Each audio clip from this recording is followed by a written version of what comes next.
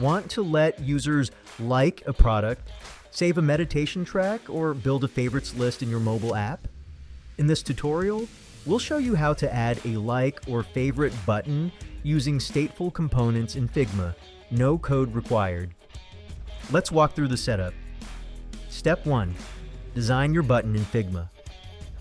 Start by creating a component with two visual states, one for the default state, like an empty heart, and one for the active state, a filled heart. You can build this from scratch or use one of our free Bravo sample apps or Figma templates to move even faster. These come pre-tagged and ready to customize. There are two ways to set this up in Figma. Use Figma variants with a state property set to default and active, or create two separate components and manually group them. Both options work great.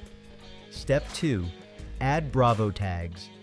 Wrap both versions in a group and apply the stateset tag, stateset like button, or any unique name you choose.